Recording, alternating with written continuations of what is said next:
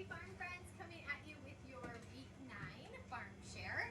I'll go over what you can expect this week. It is so awesome to see lots of new colors. We've kind of made it through the season of green, so yay for those of you who were eating 3 to 4 totes of greens a week. It was so impressive to see some of you even buying extra greens on top of yours. I bet you're feeling good and healthy.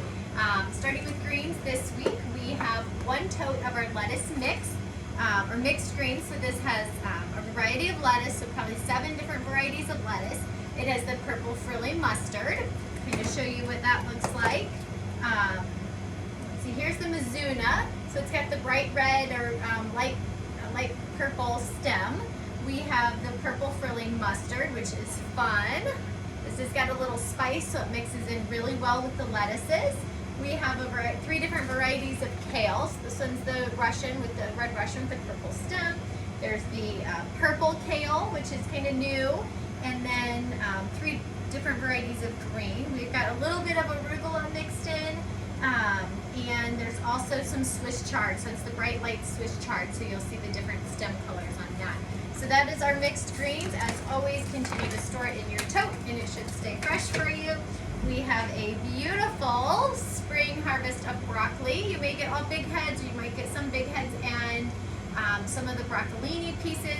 I will tell you, we did wash this, but the cabbage loopers, which are the white butterflies, they lay the beautiful little green caterpillars, and those caterpillars do like to camouflage. So we have gone through 3 times and looked kind of in there for those caterpillars. So when you cut it up, check for them, and just make sure that you can just pitch them or throw them outside if you do find them. But I will tell you, when we get into this warmer season, they do like the broccoli, the cauliflower, and cabbage. They can be very detrimental to those crops. So we're harvesting all those now. We do have some beautiful heads of cabbage. These were our early spring plantings of cabbage, which the cabbage loopers did not get to because we were able to grow them early in the high tunnels or the hoop houses. And unfortunately, the later spring planting of the cabbages looks like it's getting hit pretty hard by those cabbage loopers. So last week when we had summer camp, the kids got to roam the aisles and find as many of those green caterpillars as they could and got to feed them to the chickens. So that's the organic way.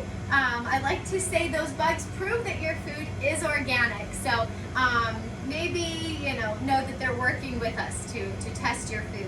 So we have 2 varieties. You may get the beautiful green cabbage or this purple. This purple is so cool. It's got, I don't know if you can tell from the video, this iridescent glow to it. It's so cool. And inside it's like bright purple.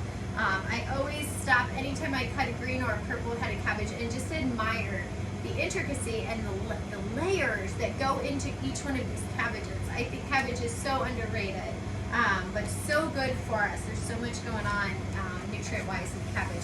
We have, if you are a annual farm share customer, you will find that when you arrive or when we deliver to you, you'll have your choice between beets, kohlrabi and turnips. So you'll get a choice this week between all of those. If you're a weekly farm share customer, you'll have beets in your bag. I just have not stopped getting enough rave reviews on the beets. People who say they don't like beets are telling me every time, I just can't believe how good these beets are. Again, I boil them. Check my Facebook, the farm's Facebook account for a couple ways to use these and some really great beet recipes. We have our beautiful head lettuces. These are mini Jim romaines. We have them back in stock.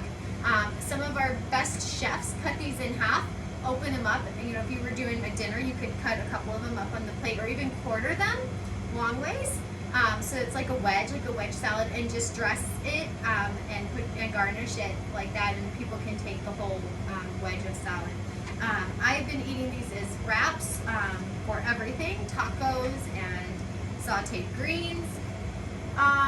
This is funny, talking about cabbage loopers. one of the little guys decided to join me on my table today. Thank you, no thank you. He will get fed to the chickens. We have some beautiful spring radishes, so those are fresh.